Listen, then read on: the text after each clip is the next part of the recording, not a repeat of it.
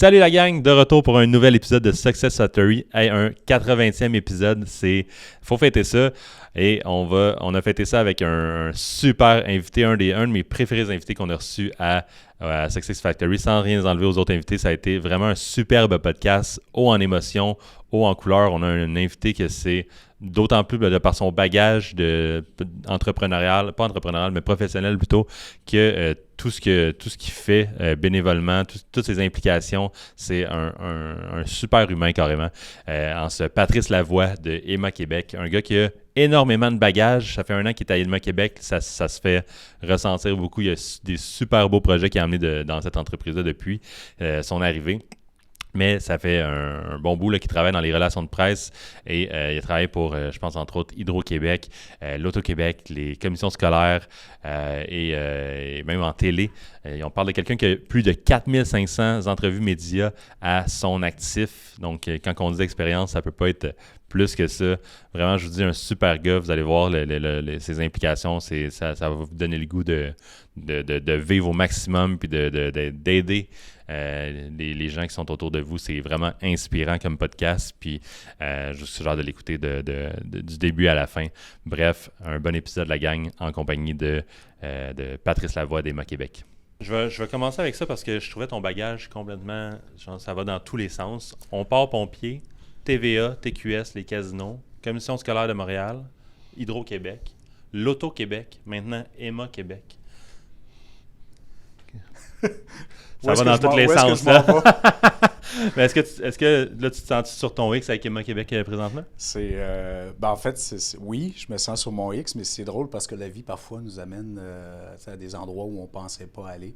J'étais consultant après l'Auto-Québec, puis on m'a demandé, peux-tu venir nous aider à remplacer le directeur des relations publiques chez Emma Québec, quelques mois seulement, le temps qu'on trouve quelqu'un. Puis j'ai découvert cette entreprise-là, une équipe extraordinaire, le comité de gestion. Je le disais qu'il veut bien l'entendre, c'est pas c'est pas pour vanter la haute direction, mais la dirigeante est extrêmement brillante, inspirante et tout ça, de Emma Québec. Donc, l'un dans l'autre, j'ai comme décidé finalement de rester, puis ça va faire 1 an. Là, donc, fait que cette opportunité-là, c'est comme présentée par elle-même, mais tu venais de partir ta boîte un petit peu. Ça a dû être une décision difficile de comme qu'est-ce que je fais, je retourne-tu dans ce monde-là, je continue-tu ma boîte, comment ça s'est passé? En fait, c'était une boîte, c'était moi comme consultant, là, donc ça allait bien, j'avais quand même beaucoup de contacts, puis plusieurs contrats, mais il faut être fait pour ça, là, être consultant à son compte et tout ça. C'est sûr qu'une équipe me manquait. Travailler au quotidien avec une équipe, là, des gens dynamiques, parler, échanger sur les communications, les relations publiques, ça me manquait un peu. Donc, je me suis dit, je vais l'essayer. Un contrat de 6 mois, c'est pas très engageant. Donc, je me suis lancé, puis finalement, ça s'est avéré être un bon choix. Puis, tu me demandais est-ce que je suis sur mon X. Je sens que oui. Enfin, après des années un peu plus difficiles, maintenant, je peux dire que on va revenir sur ça. Oui. J'ai l'impression que tu as ce besoin-là aussi d'être un humain qui aime ça, être entouré d'humains. Fait que ça fait du sens quand tu me dis justement Emma Québec, au moins, là, il y avait une équipe. C'est pas évident d'être un entrepreneur qui est tout seul. Surtout donc tes seuls contacts, ça devient tes rencontres, pratiquement tes rencontres clients. Puis quand t'es en ce moment, comme avec le fait qu'on est tout en télétravail et tout ça, tes rencontres clients, c'est que devant un écran, c'est que ça peut être un enjeu à ce niveau-là, surtout quand je l'ai écrit là, dans mes notes, mais 4500 entrevues, je pense que tu en as vu des faces là, dans ta vie. Oui, puis en plus, j'étais à Charlevoix depuis 3 ans, donc évidemment, moins accès à des anciens collègues, moins accès à des contacts de l'industrie des relations publiques aussi. On se voit quand je viens en ville, mais beaucoup moins régulièrement. Donc, c'est sûr que le fait d'avoir une équipe, puis une belle équipe, puis en plus de me sentir impliqué personnellement dans cette cause-là, la cause de donner du sang pour sauver des vies, puis on fait plein de choses aussi. J'ai découvert qu'on était dans les tissus humains, les cellules souches, le lait maternel, toutes des choses, le sang de cordon, des choses que je savais pas. Moi, je connaissais beaucoup Héma-Québec pour le sang, donc j'ai découvert une entreprise très, très vaste. Et oui, puis là, je fais encore des entrevues, 4500, tu l'as dit, c'est ce que j'aime faire en relations publiques, là, représenter des entreprises, puis faire Winston. On a un chien en studio. Il était supposé d'être tranquille, mais finalement, si. Lui aussi, il a eu le goût d'humain. Oui, c'est mon chien d'assistance. Puis habituellement, quand je l'amène, c'est parce qu'il doit aller voir les gens puis leur faire du bien. Donc, c'est pour ça que là, il me dit, il est comme genre, je suis juste assis là puis je vais pas voir personne. Il doit pas comprendre ce qui lui arrive. Donc, oui, 4500, c'est ce que j'aime faire, mais en même temps, comme j'en ai déjà fait, je suis à l'aise aussi d'être le directeur, puis j'ai une équipe de porte-parole aussi là, qui peuvent faire les entrevues. Donc, oui, pour en revenir à Héma-Québec, bon choix, puis je suis sur mon X. Combien de temps que tu es en poste? Ça a fait 1 an au mois de novembre. Okay. Donc, puis, c'est quoi un petit peu, dresse-moi le portrait de qu'est-ce que tu fais présentement. C'est quoi les projets chez Héma-Québec de ton côté? Pendant la première année, c'est sûr que ça a été une année qu'il fallait s'organiser. Donc, une équipe relativement jeune. On parle d'une équipe qui avait en général moins d'1 an d'expérience dans l'entreprise. Donc, des nouveaux. Il fallait s'assurer de consolider l'équipe. L'équipe RP ou l'équipe... C'est l'équipe de relations publiques. Okay. Donc, j'ai des gens qui sont en événements, j'ai des gens qui sont aussi en rôle conseil, là, des gens seniors, des porte-paroles. J'ai également quelqu'un aux réseaux sociaux, une coordonnatrice. Donc, une équipe très performante, mais relativement nouvelle. Tout le monde à distance, à moins qu'on doive aller au bureau. Donc, il faut former un esprit d'équipe, il faut faire en sorte que les gens soient soudés, puis les gens collaborent ensemble. Alors, c'était pas évident au début. Changement de patron au sein de ma vice-présidence. Donc, c'est ça. Ça a été quand même assez rock'n'roll la première année, mais on a eu beaucoup de beaux projets. C'était le 25e anniversaire de l'entreprise.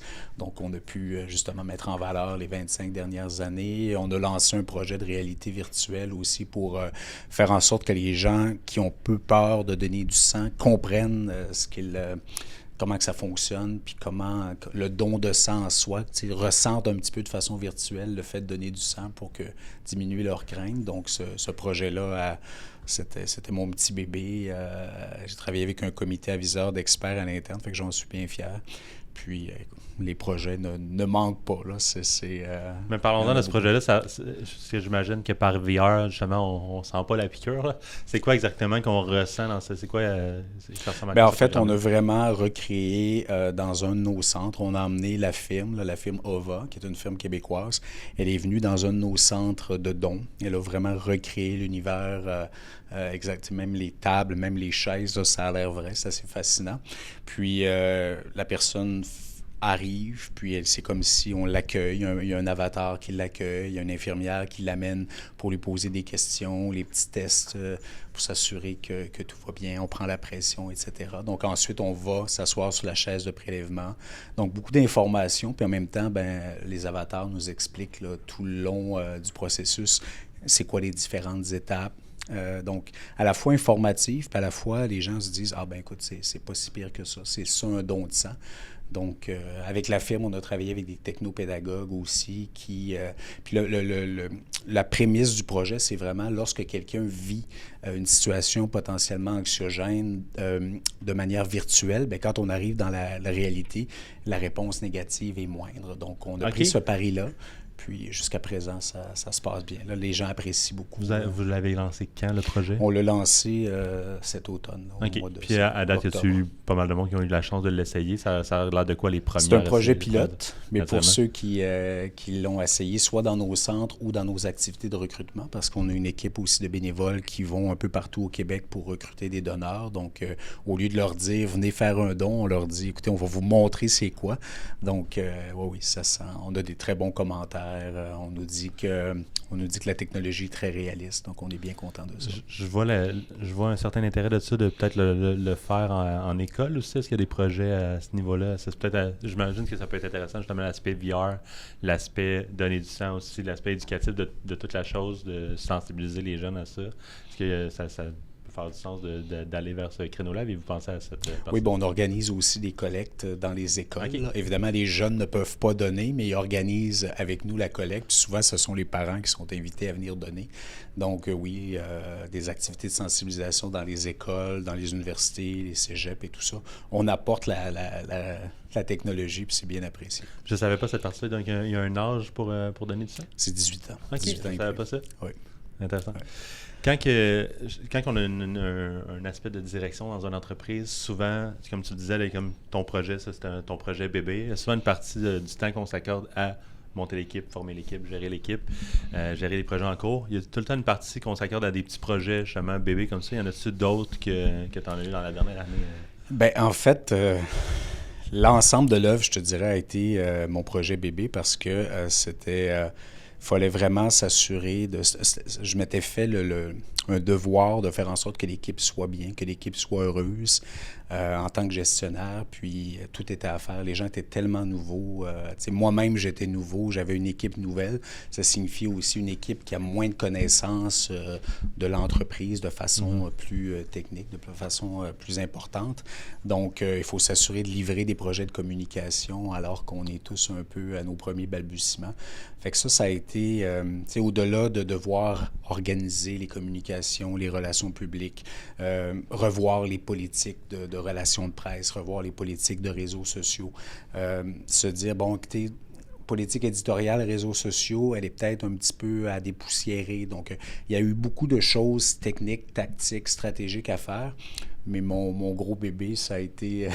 Définitivement le truc VR. Oui. Ça a été celui-là, puis en même temps, en gestion... stabiliser cette équipe-là, mais donner comme des ressources, travailler les outils, si on veut. Oui, puis d'arriver vraiment humainement, puis de faire en sorte que les gens soient bien, puis j'ai pas perdu personne. Il n'y a pas personne qui est perdu, qui est parti durant la première année, qui a changé d'emploi. Donc ça, pour moi, c'est un succès. Je suis bien heureux de ça. Tant mieux, félicitations. Ouais. Merci. Avec Emma Québec, j'ai l'impression que cet aspect-là de plus dans l'entreprise, de comme un peu faire la différence pour toi. On peut faire la différence dans n'importe quelle entreprise, naturellement, mais est-ce qu'il y avait cette partie-là qui un peu te manquait dans tes entreprises, dans des expériences antérieures? Est-ce que tu as quand même pu travailler cet aspect-là dans les expériences antérieures? Ou là, comment tu vois ça? Bien, c'est une bonne question. En fait, c'est sûr que pour représenter une entreprise, Hydro-Québec, l'Auto-Québec ou les autres, il faut que je croie en la cause. Donc, même les autres entreprises, les autres sociétés d'État, c'est préférable que le jeu soit géré par l'État. Hydro-Québec, c'est une grande entreprise, puis bon, l'électricité, là, ça appartient à tous les Québécois. Donc, cet aspect-là m'a vraiment permis de faire en sorte que je trouve toujours le sentiment de la grande cause lorsque je faisais mon emploi. Puis je te dirais que quand tu arrives en entrevue pour représenter une entreprise, si tu sens pas ce que tu dis, si tu n'as pas la petite lueur dans les yeux, puis si tu n'es pas content d'être là, ça va se sentir. Les gens vont dire, oui, puis c'est comme, il n'est pas content d'être là. Est-ce qu'il manque de passion, d'énergie? Est-ce qu'il y a quelque chose à cacher? Est-ce qu'il est nerveux? Est-ce qu'il est mal préparé? Puis quand je fais du coaching média, je le dis, là, croyez vraiment en ce que vous dites, préparez-vous. Puis il y a quelque chose, je ne suis pas un spécialiste, je ne pourrais pas dire quoi, mais il y a quelque chose dans l'œil qui fait en sorte qu'on est plus présent puis que l'entrevue est meilleure. Donc, toute chose étant égale par ailleurs, j'avais toujours trouvé mon compte aussi dans les autres entreprises. C'est certain que Emma Québec, là, on est vraiment dans une cause fondamentale, plus grande que nous. Ma PCD, présidente et chef de la direction, dit souvent que c'est de l'approvisionnement d'humains pour des humains, puis qu'on sauve des vies, puis on sauve des vies de gens qu'on ne connaît pas. Là, moi, je suis devenu un donneur récemment, là, d'ailleurs.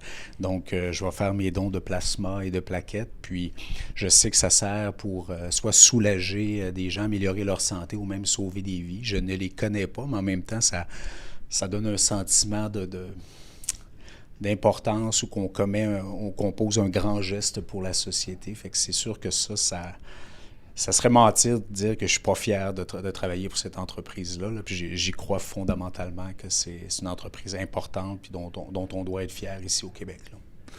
Là, j'ai l'air du porte-parole, mais je le pense pour vrai. Là, mais non, mais j'avais pas pensé à ça intuitivement, que l'aspect porte-parole, c'est un...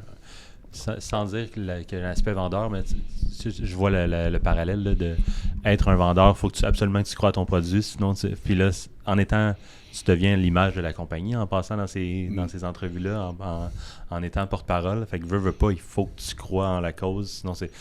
Encore là, moi non plus, je ne suis pas un spécialiste, mais c'est sûr qu'il y a un aspect inconscient qui s'installe entre ce que je vois qui est le porte-parole, je vais l'associer à cette entreprise-là. Tout à fait. Donc, s'il n'y a pas cette énergie-là qui est là, s'il n'y a pas le sentiment de je sens que la personne me dit qu'elle a un intérêt de tout ce qu'elle me dit, c'est sûr que ça va impacter je dirais la réputation, c'est pas le bon mot, là, mais la façon livraison, la façon de voir l'entreprise. Tout à fait. Puis c'est pas un job qu'on peut faire 35 heures par semaine. Ça nous habite. Le week-end, notre famille nous en parle. On est sur les réseaux sociaux. On va partager des photos ou des initiatives de notre entreprise dont on est fier. Donc, c'est sûr que tu peux pas être un porte-parole juste de 9 à 5 du lundi au vendredi.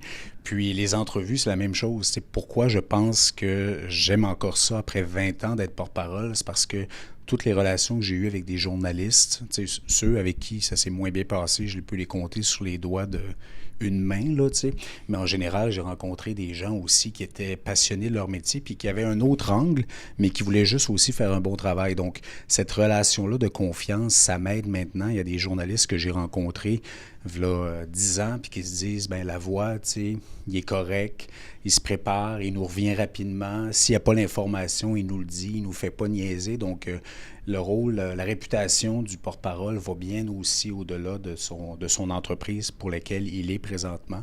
Donc, juste dans le professionnalisme de l'entretien de la relation. Ah ben là, tu m'en fais parler, puis là, je suis parti. Il faut que tu m'arrêtes parce que c'est... Non, mais allons ailleurs, parce que là, tu m'as ouvert une porte. À toi de me dire si tu as le goût de rentrer dedans, mais tu m'as dit qu'il y avait tu pouvais les compter sur les doigts d'une main, ceux avec qui ça n'a pas bien été. Je suis curieux de savoir juste grosso modo. C'est quoi qui n'a pas bien été? Tu n'auras pas de nom si c'est ça que tu veux. Ben non, ben écoutez, c'est des relations humaines. Hein. Parfois, tu sais, je sais pas, des entrevues ou des non-respects de ce qu'on avait convenu durant l'entrevue. Tu sais, c'est ça, ou insister, tu sais, à partir du moment où, tu sais, je dis qu'une information est confidentielle, par exemple en entrevue, puis tu sais, on est live, puis ça fait 5 fois que tu me reposes la question, tu sais, à un moment donné, c'est comme, ben, écoutez, je pense que ma réponse ne changera pas. Il y a une notion de confidentialité au contrat, c'est une information que je ne peux pas vous donner. Je comprends que vous la voudriez, mais je ne peux pas vous la, tu sais. Là, je te dis ça, puis ça fait 5 fois que là, on se sent un peu coincé. Puis moi, je te respecte en tant que journaliste. Il faut que tu respectes aussi le représentant et le porte-parole de l'entreprise. Fait que c'est ce genre de choses-là. Mais écoute, sur des 4500 entrevues, là, je préfère parler de 99% des gens qui ont été très, très professionnels. Puis c'est comme je dis souvent, les gens, dans les écoles, on apprend parfois aux jeunes à se méfier des journalistes. Puis écoutez, on se fout de la question. L'important, c'est notre réponse. Moi, je ne suis pas de cette école-là. Tu sais, la personne, toute question est bonne à poser. Tu sais, peut-être que la réponse ne conviendra pas, peut-être qu'on ne peut pas donner la réponse, mais on va juste l'expliquer. Puis à ce moment-là, ça fait des entrevues qui sont plus intéressantes pour le public, puis ça fait des relations aussi plus prometteuses par la suite, puis plus bénéfiques. Je te pose la question juste pour en rire. C'est parce que c'est... on a tout le temps, j'en parlais justement avec quelqu'un hier, 99,9% du temps, on a des belles relations, c'est juste qu'on ne réalise pas, les interactions qu'on a à l'épicerie ou peu importe. Ouais. Puis je prenais en exemple hier la petite caissière, si elle passe 400 clients dans sa journée, puis qu'il y en a un qui donne de la merde, c'est le un qu'elle retient puis qu'elle parle le soir, puis c'est ça qui gâche toute sa journée. Généralement, on a tout le temps des bonnes relations. Je suis content de savoir que le monde du journalisme... Non, c'est le même principe, c'est tout à fait vrai. Là. Je ne le dis pas pour être gentil ou pour lancer des fleurs, mais moi, je veux qu'on dise aux jeunes qui sont au bac en communication, là, puis quand je donne des conférences dans les universités, quand je suis invité à aller faire parfois des présentations, je dis, écoutez, les journalistes, là, ils sont là, puis ils font leur possible, puis il faut juste essayer de comprendre leur réalité. Là, c'est sûr que si tu leur reviens avec l'information à 5h15, alors qu'ils ont un topo à livrer pour 6h, ils risquent d'être moins de bonne humeur. Mais joue pas cette game-là. Tu as l'information en 2 heures, donne-lui. Puis, si ça tarde un petit peu, appelle-le pour t'excuser. Excuse-moi, je sais que ça tarde un peu, je te reviens, je suis encore en attente d'une information ou de la réponse à la question que tu as posée. Fait que, le respect entraîne le respect aussi. Donc, j'essaie de dire aux jeunes de ne pas embarquer dans cette fameuse guéguerre-là entre journalistes et relationnistes. Enfin, un autre sujet dont je pourrais te parler longtemps. On va leur dire une dernière fois, là, juste pour clore le sujet, mais 4500 entrevues, on dit qu'on devient un expert quand ça fait 10 000 heures qu'on fait quelque chose. Là, je sens que tu es pas mal plus loin que ça. Fait que non seulement tu dois être un expert, mais s'il y a un terme après ça, je te l'accorde. Qu'est-ce que tu as appris dans ces 4500 entrevues-là, peut-être sur toi, sur le monde aussi? Ah mon Dieu, j'ai appris... plein de choses. Tout d'abord, il y en a aucune que j'ai fait qui était parfaite. Donc, on est tous... Winston! Bon, je pensais qu'il serait plus tranquille que ça. Désolé aux gens du public. Là, Aucun stress. Là. Il est tellement beau. Ouais, pour être beau, il est beau, il est fin. Donc, j'ai appris tout d'abord que c'est ça.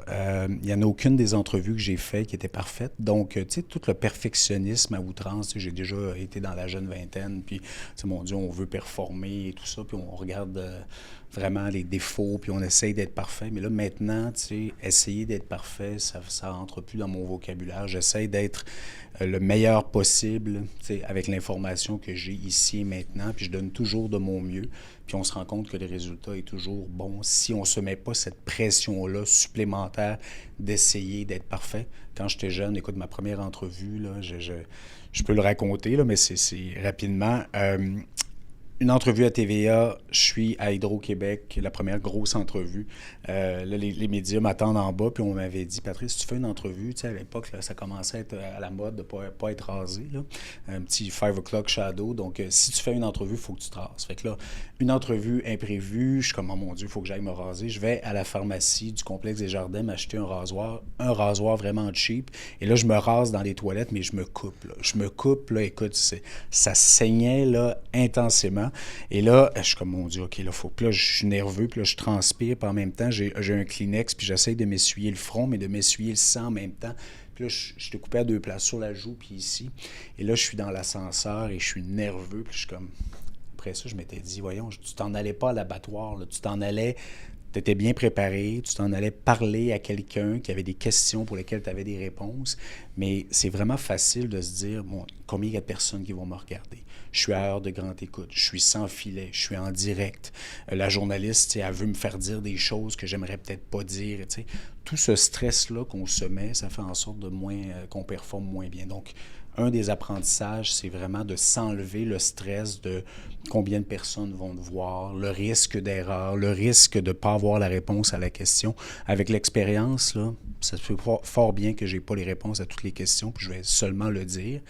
Puis en même temps, ça vient ajouter à ma crédibilité parce que si j'ai fait une entrevue de 5 minutes, puis j'ai toujours eu la réponse à la question, puis après ça, il y en a une que j'ai pas, puis je dis, écoutez, j'ai pas la réponse, je vous reviens après. Le public qui m'écoute dit, écoute, s'il vient de parler pendant 5 minutes, puis il avait la bonne réponse parce que il savait de quoi il parlait. Fait que là, il l'a pas su, fait que il va nous revenir. Fait que ça ajoute comme une crédibilité, puis c'est ce que j'explique aussi dans mes conférences. Mettez-vous pas cette pression-là. Puis, 4500, la dernière chose que j'ai appris, c'est qu'il faut vraiment être passionné pour faire ce métier-là parce que chaque entrevue est différente. Je parle à des nouvelles personnes, puis c'est toujours une nouvelle occasion de faire valoir un propos, une entreprise, une activité. Donc, si tu es blasé, change d'emploi parce que tu ne feras pas un bon travail. Puis même si c'est à Salut Bonjour, à 7 h le matin, puis tu es levé depuis 5 h 30, puis il a fallu que tu te rentres, puis que tu prennes ta douche, te mettes un complet, puis une cravate, puis tu rentres, les gens n'ont pas besoin de savoir qu'il est tôt le matin et tout ça. Tu es là, il faut que tu fasses une performance. Donne-toi quelques tapes dans le visage, puis sois souriant, puis sois fier de représenter ton entreprise. Fait que c'est ce que j'ai appris. C'était pas une des questions que je t'avais envoyées, puis je te sentais très prêt quand même. Fait qu'on dirait que t'es peut-être quelqu'un qui fait de belles introspections, qui a à cœur le fait d'aller chercher ces apprentissages-là puis de les comprendre. Oui, on me l'avait jamais présenté comme ça, mais effectivement, j'essaie de comprendre pourquoi je fais les choses puis pourquoi je les fais de telle manière. Puis c'est sûr que le fait de donner des conférences aux jeunes, parfois ça m'aide aussi parce qu'eux me posent plein de questions. Puis ça me remet vraiment, écoute, moi je fais ça, j'ai 20 quelques années d'expérience, ça trahit mon âge. Mais c'est ça, des fois, les gens qui sont sur les bancs d'université, ils me remènent vraiment à l'essentiel avec des questions de base, puis ça m'amène justement à réfléchir. Puis pour les questions, je les ai lues, mais honnêtement, j'ai pas... Encore une fois, c'est le genre d'entrevue où j'ai pas à me préparer parce que les réponses, ils viennent au fond de moi, là. Fait que je voulais pas non plus commencer à me dire « Ah, qu'est-ce que je vais? » Fait que je les ai lus, mais je me laisse aller, puis je me suis dit la réponse que je vais donner, ça va être la réponse qui est authentique, qui me représente, puis c'est comme ça que je suis. Très cool comme apprentissage. Par contre, le premier, c'est comme dire un peu... Il y a un certain perfectionnisme à laisser aller le perfectionnisme. Bien, j'ai l'impression qu'on est tous un peu comme ça, là. Je vais généraliser, là, mais récemment, je suis allé donner une conférence sur la communication en public pour le discours. Là. J'ai aidé un de mes collègues de l'UQAM, puis les élèves venaient en avant, là, puis là, on aurait la nervosité, puis là, comme si là, ils jouaient leur carrière, de devoir présenter devant leurs collègues un petit 5 minutes pour un discours.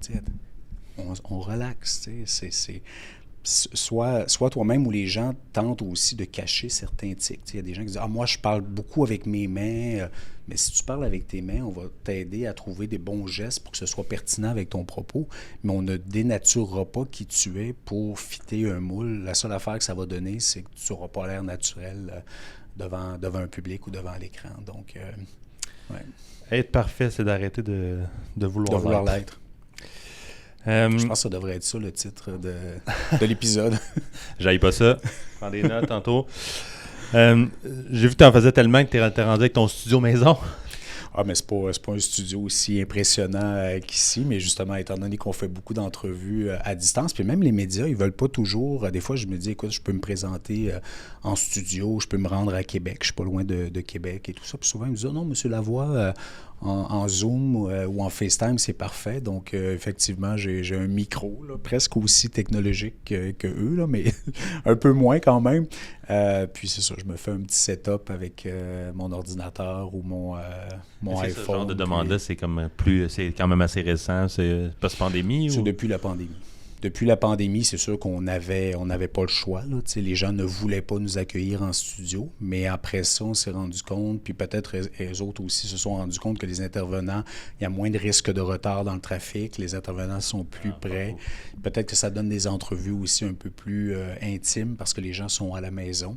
Mais c'est ça, j'ai constaté. Fait que j'ai un fond qui est une bibliothèque. Puis, fait que je fais mes entrevues là, puis je regarde le résultat, puis ça donne un aussi bon résultat. Là. Donc, l'important, c'est d'être préparé et d'être content d'être là.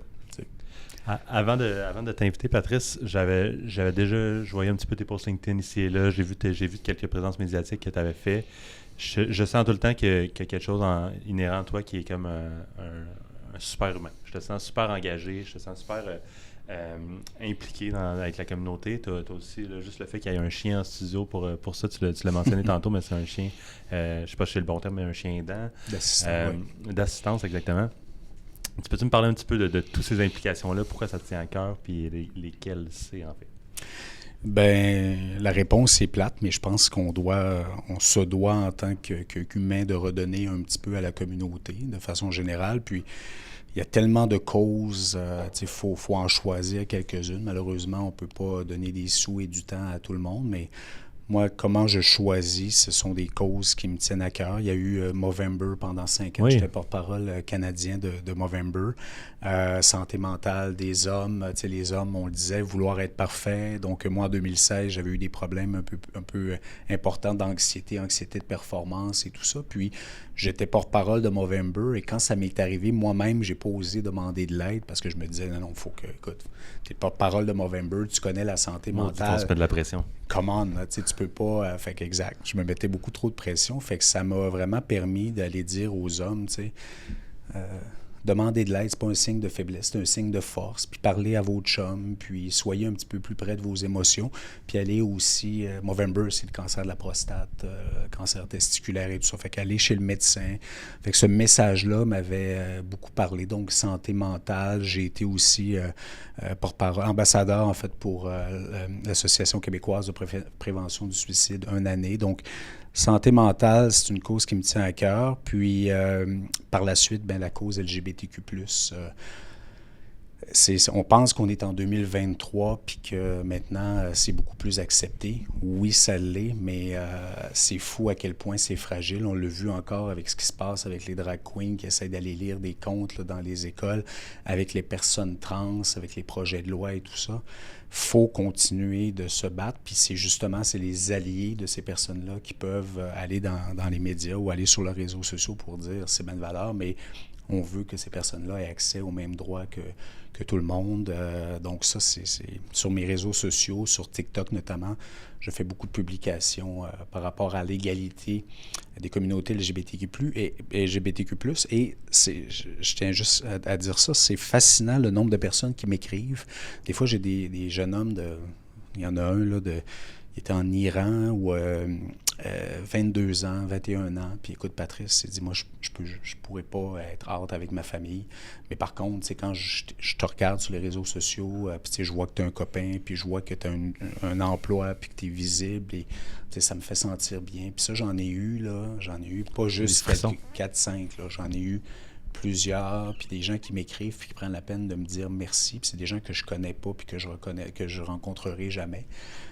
Ou un jeune homme du Québec qui, pour lui, c'était quand même difficile de faire son coming out, puis je l'ai rencontré, puis j'y ai parlé pendant 1 an, puis là, écoute, je l'écoutais, puis on échangeait, à un moment donné, on s'est rencontrés en personne, puis là, il le dit à sa mère, après ça, il le dit à son père, puis à sa famille, puis là, maintenant, je le regarde sur les réseaux sociaux, il est peut-être rendu à 26, 27, puis il a son copain, puis très, très, très public avec son orientation. Donc, j'en parle, puis ça, moi aussi, j'ai les poils qui méritent sur le bras parce que c'est encore vraiment important de le dire. Puis la dernière cause, c'est une cause récente en raison de ma mère qui souffre d'Alzheimer depuis 3 ans. Donc, toute la notion de proche aidance, là, on ne le prévoit pas de devenir proche aidant, mais c'est ça, de le déménager à Charlevoix. Puis ça, je ne veux pas avoir de louanges parce que il y a des gens qui le font pas, puis c'est correct aussi. Là. Si j'avais des enfants à l'école à Montréal, peut-être que j'aurais pas pu le faire, mais là, j'ai pas d'enfants et tout ça. Fait que j'ai vraiment quitté ma vie de Montréalais, retour aux sources, m'acheter une maison à 3 minutes du CHSLD où elle est maintenant. On a essayé de la laisser très longtemps dans sa maison puis d'aller la voir, mais à un moment donné, c'était plus possible. Donc, c'est ça. Je veux aussi mettre en valeur le travail de ces gens-là qui doivent, comme moi, travailler tous les jours de la semaine, s'occuper des enfants, s'occuper de la maisonnée, s'occuper de tout le reste. Puis, il y a un deuxième chiffre qui commence le soir pour aller prendre soin de ses proches. 24/7, 168 heures semaine. Oui. Mais là, on a accès à des bons soins. Les personnels du CHSLD de Baie-Saint-Paul, c'est exceptionnel ce qu'on a comme soins. C'est sûr que je ne sais pas si c'est comme ça partout, mais nous, on a des gens dédiés qui aiment beaucoup ma mère, puis on le sent.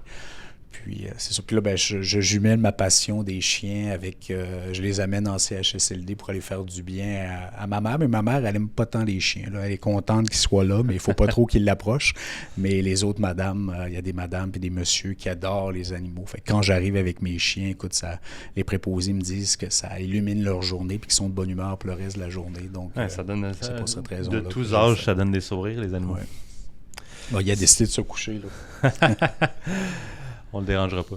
Je vais revenir sur les témoignages parce que je trouve ça, d'un, extrêmement touchant. Là, j'avais des frissons quand tu parlais. Pour moi, quand je me suis parti à mon compte comme entrepreneur, je me suis fait une petite page de c'est quoi mes objectifs et tout ça.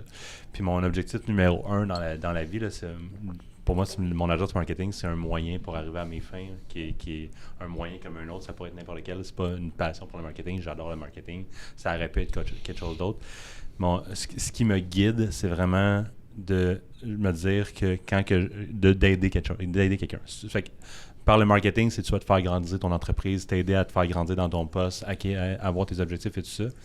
Puis éventuellement, ça, c'est sûr que je vais avoir un moment dans ma vie puis tant mieux s'il arrive le plus tôt possible, que je me vois faire peut-être des conférences ou aider du monde en one-on-one pour juste arriver à dire la bonne phrase, le bon mot que tu vas te rappeler toute ta vie, puis dans 5 ans, tu vas me dire, quand tu as dit ça, là, genre, c'est le moment que ça me spark pour moi commencer à être heureux dans ma vie. Puis probablement parce que moi, je suis passé par là que je veux aussi avoir cet espace-là pour le faire vivre aux autres. Que toi, tu incarnes ça, je trouve ça complètement exceptionnel. C'est vraiment, vraiment cool. C'est gros, là. Ce que tu me parles de comme témoignage, là, on le dit en mots, là. Puis oui, nous deux, on a des frissons de ça. Mais pour la personne qui le vit, c'est son 24/7, là. C'est paralysant, là, parfois. Je trouve ça exceptionnel que des gens fassent juste dire quelque chose, créer un contenu, disent un mot, s'impliquent d'une manière, peu importe, pour comme faire en sorte que ça spark d'autres gens à faire le chemin pour devenir heureux, peu importe c'est quoi ce chemin-là. Oui, puis merci pour les bons mots. Je les relance parce que souvent, tu sais, être entrepreneur, partir sa propre entreprise, ça peut être aussi paralysant jusqu'à une certaine manière et tout ça. Donc, il ne faut pas nécessairement sous-estimer parfois, ici et maintenant, comment on est. On a le pouvoir d'aider quelqu'un. On n'a pas besoin d'avoir monté l'Everest pour aider des gens. Oui, il y a des gens qui font des conférences après avoir monté l'Everest sur la détermination et la persévérance. C'est bien correct. Mais parfois, juste à son niveau, avec qui on est présentement, on a aussi le pouvoir d'aider des gens. Puis des fois, c'est pas nécessairement public, c'est pas nécessairement visible. Mais une personne à qui on fait une différence dans la vie, là, c'est déjà suffisant. Fait que c'est souvent ce que je dis. Ton exemple est excessivement drôle parce que moi, ce qui a sparké tout le devenir heureux, là, c'est justement parce que j'ai été au camp de base de l'Everest en 2019. Ah, tu vois. Puis en revenant, c'est tout. Ben, en étant là, le nombre de trucs qui m'ont fait faire une introspection, ça m'a sparké pour OK, je vais partir, puis là, je vais être heureux. Je le suis pas. Comment que je fais pour le devenir? C'était pas mal là que ça a commencé. Mais c'était pas un bon exemple, là, finalement. Non, ben, c'est un excellent exemple. Ton exemple, c'est ce que tu veux dire. C'est n'importe quoi peut être Exactement. Peut être quelque chose qui spark. Ça peut être vraiment aller prendre un verre avec quelqu'un puis dire une phrase que là, ça. Même moi, j'ai des amis que j'en ai dit une ce matin, là, mais. Un de mes amis m'avait dit une phrase un moment donné, c'est aussi simple que ça. It's only weird if you make it weird. Puis là, c'est ah ben oui, je suis responsable de comment je vois la situation. Puis si je le sens pas que c'est weird, ben ça le sera pas. Puis ça c'est applicable pour ce qu'il me dit, pour le contexte qu'il me dit, mais après ça, c'est applicable pour dans mes relations de travail, dans mes relations avec ma blonde quand que je datais. Tout ce qui va être. Si je trouve pas ça weird, ça l'est pas. C'est tout. Oui, puis ça me ramène, ce que tu me dis, ça me ramène où justement, on parlait de porte-parole, tu sais. Arrêtons aussi de penser, Winston, que les gens doivent... on a toujours peur du jugement, tu sais. Puis c'est ça souvent qui nous paralyse et tout ça. Puis au début, c'est justement quand tu me demandais c'était quoi mes craintes, puis tu sais, c'était comment que je me sentais après 4500. Au début, j'avais vraiment l'impression que tout le monde allait juger ma performance, puis que je jouais presque ma réputation avec chacune des entrevues. Puis tu sais, à un moment donné, il faut que tu te dises, écoute, les gens ont d'autres choses à faire que de te juger, puis... Tu sais, si tu attends de plaire à tout le monde sait ça, on répète ça, là, mais écoute, on dirait que c'est la chose la plus difficile à intégrer. Là. Arrête de vouloir plaire à tout le monde. Tu sais. Que tu fasses quelque chose et ce contraire, tu vas trouver autant de gens qui vont te critiquer que d'autres qui vont dire good job. Donc, c'est pour cette raison-là aussi qu'en communication, tu sais, je suis arrivé, puis c'est pas tout le monde qui aime mon genre. Là. Il y a des gens qui vont dire, hey, tu sais, lâche les médias sociaux. Là. Est-ce que tu te mets plus en valeur toi-même que les entreprises? Tu sais, il y a des gens à qui j'ai jamais expliqué ma stratégie, puis pourquoi je fais des choses qui pourraient penser que c'est presque une volonté de me mettre en valeur ou des choses comme ça. Puis c'est comme, OK, ça peut être ton opinion. Les gens qui me connaissent savent pourquoi je fais les choses, puis c'est ça qui est important. Tu sais, mes proches, mon copain, ma famille, tu sais, puis... Il y a quelqu'un qui m'a déjà dit, c'est correct, tu t'aides ta mère, mais on est plusieurs à aider notre mère. Je dis oui, tout à fait, puis c'est correct si tu choisis de le faire dans le privé. Moi, je le fais de façon un peu plus publique, dans le respect. Je ne montre jamais des photos ou de vidéos. Je l'ai fait à l'époque qu'elle était en santé, maintenant je le fais plus. Mais en même temps, quand j'ai des messages de gens qui disent, moi aussi je vis ça, puis... ça me fait du bien ce que tu vois. Puis il y a même une personne, je viens de m'en souvenir, qui m'a écrit, il dit, écoute Patrice, Il dit, au contraire, moi, c'était ma grand-mère qui avait de l'Alzheimer et je n'étais pas allé la voir au CHSLD parce que je me suis dit, je veux garder le souvenir d'elle d'avant, tu sais. Puis là, il dit, j'ai vu tes pauses, puis je me suis dit, hey, le grand con, tu sais, qu'est-ce que tu es en train de faire là, tu sais. Puis il dit, je suis allé voir, puis là, depuis comme 2 semaines, je m'en occupe, puis tout ça. Puis il dit, merci d'avoir fait ça parce que tu m'as fait réaliser quelque chose. C'est ça pour moi, là, juste ça, tu sais, les 125 vidéos que j'ai faites avec elle pour documenter les débuts de sa maladie, pour stimuler sa mémoire. Puis, c'est mon album Souvenir d'une époque qui révolue, que je regarde encore tout à l'heure avec une chanson de Cure que j'aime beaucoup. Là, c'est ça. Je suis content d'avoir fait ça, puis d'avoir documenté, puis d'avoir dit aux gens, écoutez, on va profiter des moments présents le plus possible. Puis, quand finalement on sera rendu ailleurs, on sera rendu ailleurs. Là, mais... fait que voilà, arrêter finalement de vouloir plaire à tout le monde puis faire ce qu'on pense être bien, ça permet vraiment de faire des grandes choses parfois. Ouais, tant pour autant qu'on est drivé par les bonnes raisons, je pense qu'on peut se tromper puis après ça, laissons le monde juger. Exact. Je revenais aussi sur la première de tes implications que tu as parlé, qui était plus par rapport à la santé mentale. Est-ce que tu sens que, si tu parlais de On Boys, on a de la misère à se parler, puis les hommes en général ont de la misère à parler de leurs émotions parce que c'est tant bien vu d'être fier. Est-ce que tu sens qu'on se distancie de plus en plus de ça avec peut-être les nouvelles générations ou peut-être même une certaine ouverture des autres générations? Est-ce que tu sens que ça commence à avoir une certaine ouverture, une certaine diversité à ce niveau-là? Oui, tout à fait. Tout à fait. C'est beaucoup... j'ai l'impression que la plus jeune génération sont beaucoup mieux que nous, en tout cas que moi, là, t'es plus jeune, qu'on l'était mieux que nos pères et nos grands-pères et tout ça. Donc, je sens une belle ouverture. Puis, je le vois aussi dans les jeunes. Je connais des jeunes dans la vingtaine, par exemple LGBTQ+, puis hommes et femmes. Puis, au secondaire, les gens sont maintenant out, puis avec des copains. Puis là, tout le monde trouve ça cute.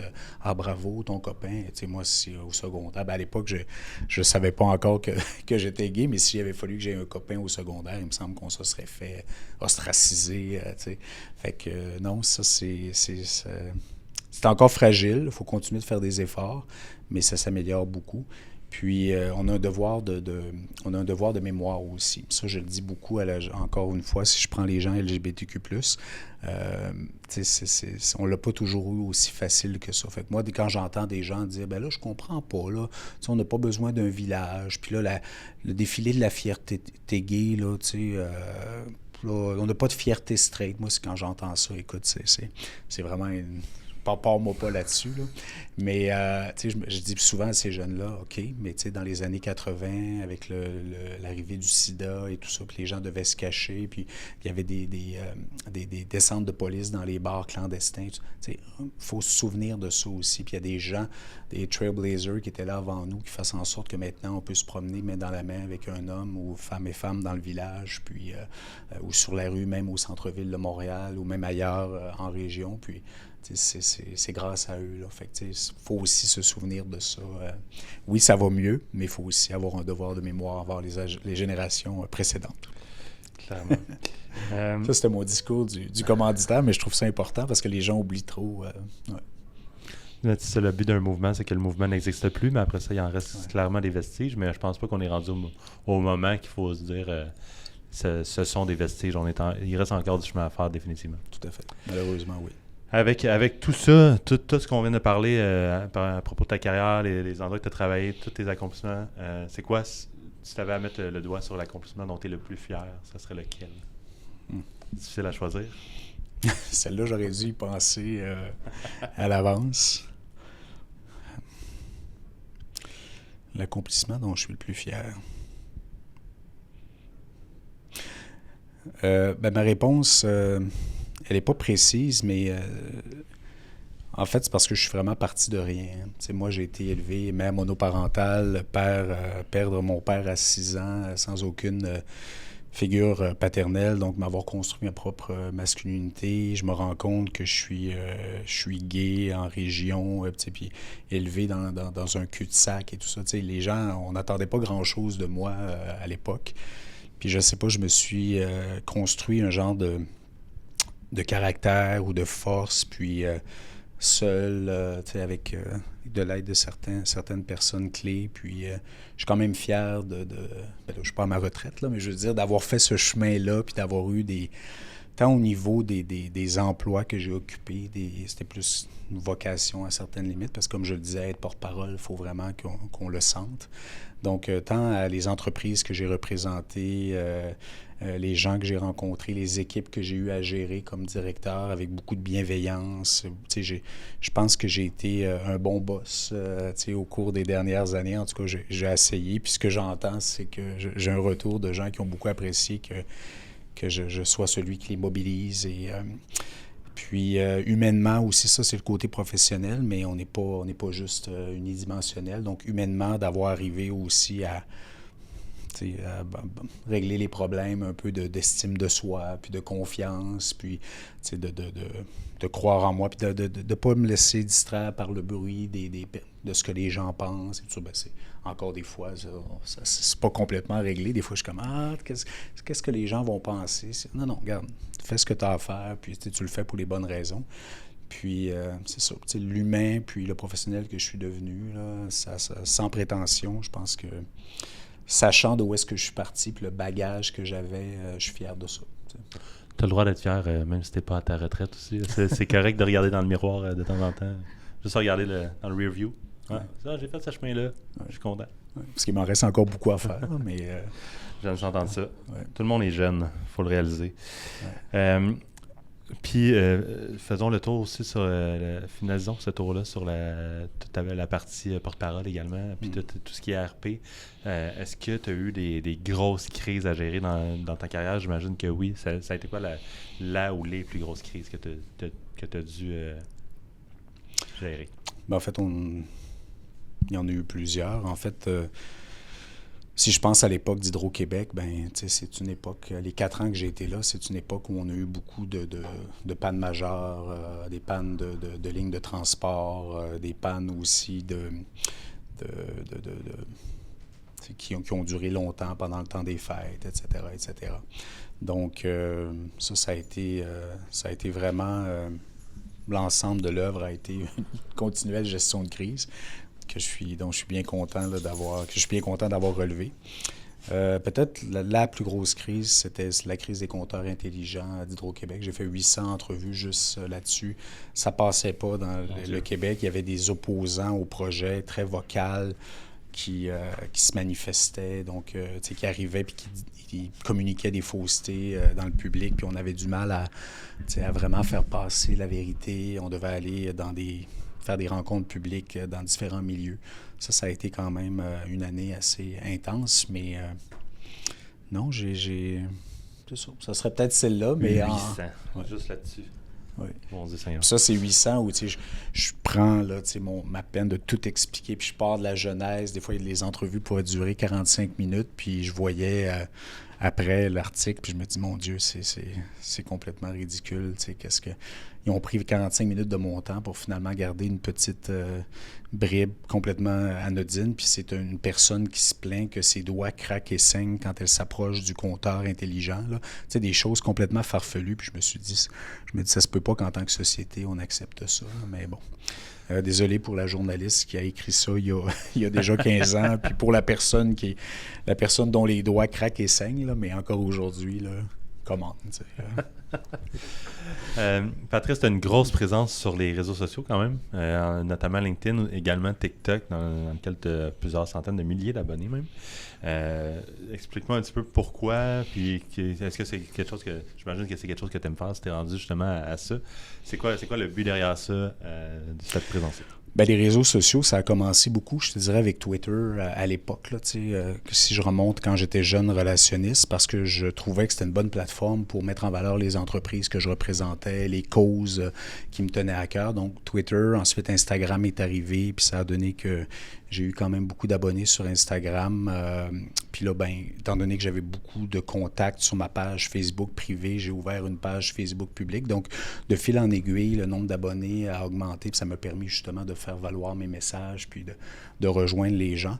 TikTok, c'est vraiment arrivé par hasard. Pendant la pandémie, mes employés de l'époque, mon équipe me dit « Patrice, tu devrais être sur TikTok. » Ah non, je suis déjà sur trop de réseaux sociaux, je veux pas me réabonner.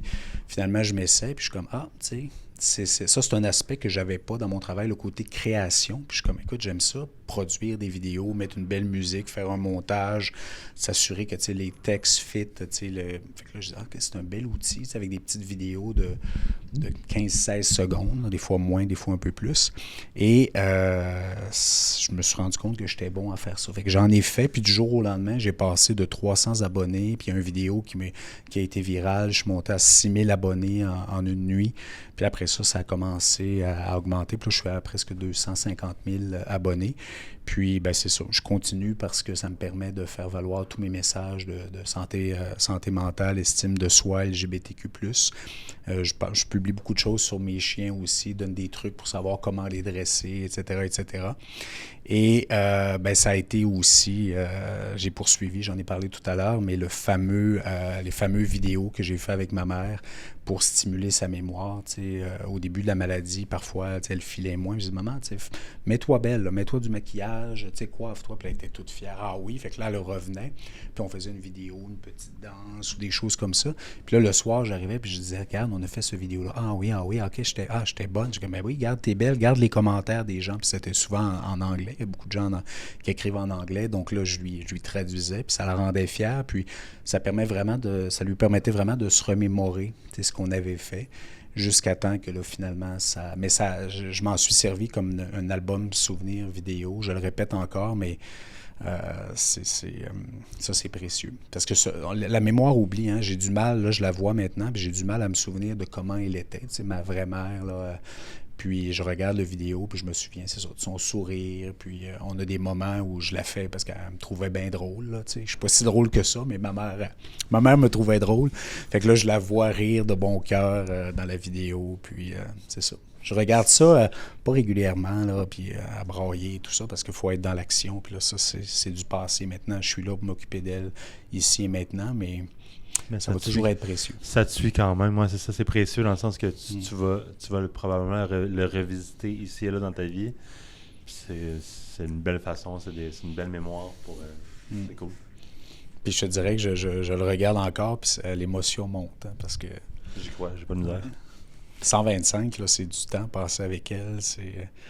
À un moment donné, on a recréé une scène iconique de Brokeback Mountain, là, avec le cheval, que Winston jouait le rôle du cheval et tout ça. Puis j'y faisais faire des choses. Je disais, Patrice, il y a juste toi qui peux me faire des niaiseries pareilles, mais c'était toujours dans le plaisir puis dans le respect. Puis ça a été des beaux moments mais dont, grâce aux réseaux sociaux, maintenant, je peux me souvenir. Est-ce que tu tiens ces aspects-là humains de ta mère, justement? C'était une femme exceptionnelle, évidemment. Donc, voyons. On n'est pas obligé d'aller là, si tu veux pas. Là. Tu me feras pas brailler ici.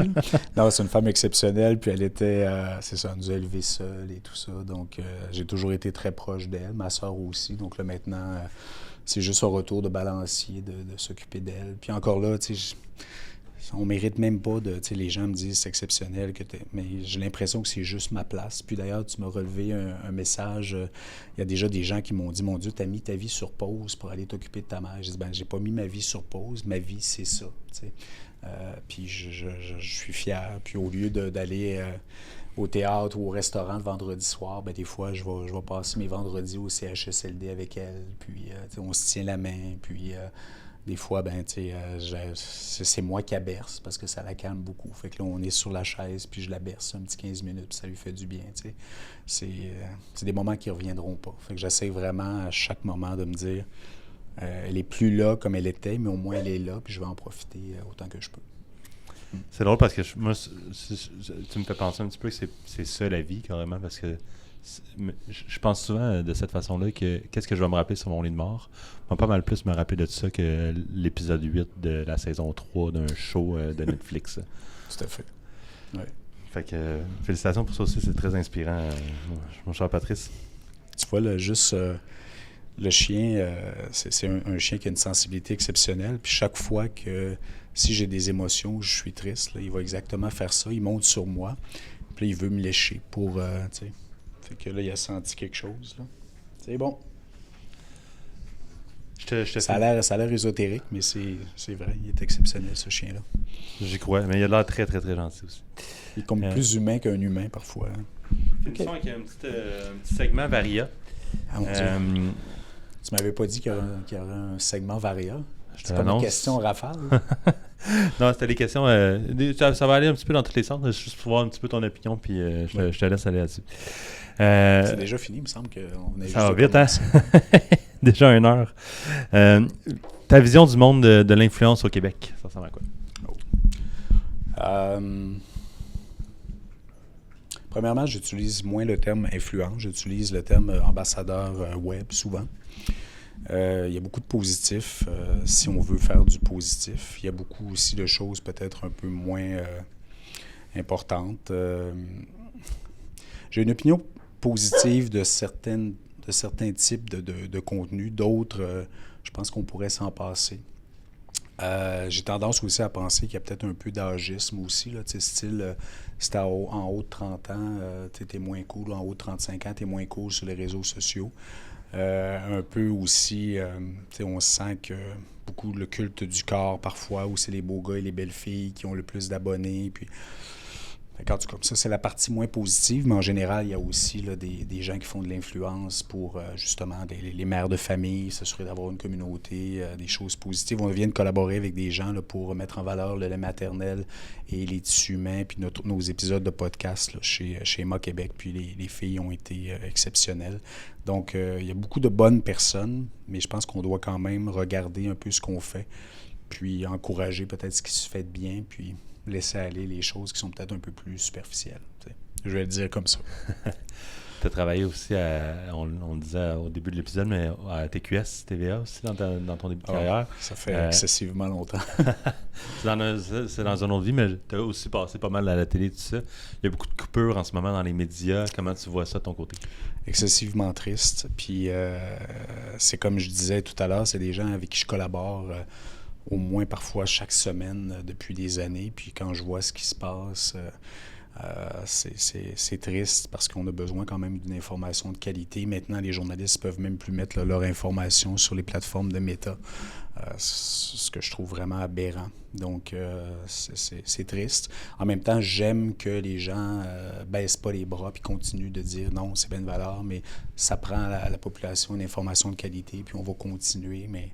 Quand je vois les coupes et tout ça, forcément, on coupe dans la qualité, dans le contenu et dans le temps des journalistes pour vraiment bien se préparer. J'ai offert un poste dans mon équipe présentement et j'ai eu pas quelques-uns, là, des dizaines de journalistes, ex-journalistes qui ont postulé pour faire le saut en relations publiques. C'était pas le profil que l'on recherchait, là, c'était plus un profil de rédacteur, mais les gens le sentent que c'est le temps de quitter le navire, là. C'est excessivement triste. J'espère qu'on va arriver avec des lois quelconques à faire en sorte de redresser tout ça, là. Puis humainement, j'ai beaucoup de peine pour les gens qui font ça parfois depuis 30 ans puis qui ont encore des conditions de travail vraiment précaires, qui travaillent les week-ends, qui sont sur appel. Des heures de fou. Et... Ouais. Très triste. On va aller ailleurs sur un segment qui passe de tristesse à plus une de tes passions. Tu es un cosplayer à temps partiel? Oui. Ben, faut le dire vite, mais non, mais encore une fois, pendant la pandémie, sur TikTok, il y a plusieurs personnes qui m'ont dit « Écoute, tu ressembles à un personnage de jeu vidéo qui s'appelle Fuse de Apex Legends. » Fait que là, je le regarde, je vais sur Google, je suis comme « OK, mon Dieu, il me ressemble vraiment. » À l'époque, j'avais un mollet puis juste la moustache. Donc, c'est ça, passion. J'ai différentes passions. Fait que je suis allé dans mon atelier au sous-sol puis j'ai construit le cosplay moi-même en vissant puis coupant du métal. Puis, c'est un personnage avec un bras métallique. Donc, c'est assez complexe à faire. Une veste de cuir, ajouter des balles de fusil parce que c'est un mercenaire. J'ai passé comme 25-30 heures à créer le costume dans mon atelier. Puis finalement, je suis allé au Comic-Con pour la première fois en cosplay. Puis écoute, les gens prenaient des photos. Je dois avouer que mon costume était quand même assez cool. Là. J'étais fier de ça. Fait que ça m'a permis encore une fois de créer ou de parce qu'on travaille peu avec nos mains en relations publiques. Donc, fait que là, après ça, j'ai fait un autre personnage qui est un peu plus facile, le personnage de Kano de Mortal Kombat, quand même assez facile. Et récemment, j'ai fait celui de Bane fait que je suis allé au Comic-Con de Québec en Bane, puis je me suis rasé la tête et je me donne. Là. Je suis intense quand je me donne. Puis encore une fois, les gens ont trouvé. Fait que c'est juste c'est pas une grande passion, mais c'est amusant. Puis encore une fois, les gens vont dire hey, écoute, t'as-tu vraiment le temps de faire ça? C'est ce genre de niaiserie. Je suis comme non, mais je le prends. Mais en fait, c'est la question que j'avais en tête. D'après moi, il n'y a pas 168 heures dans tes semaines à toi. Là. Je pense qu'il y en a plus. Ouais, mais je prends ton truc. Je prends le temps de me reposer pareil. Puis c'est sûr que ma priorité, c'est mon travail, mon copain, ma famille, ma mère. Les chiens, il faut s'en occuper tous les jours. Là. J'ai amené le plus tranquille et le plus sensible, mais j'en ai 4.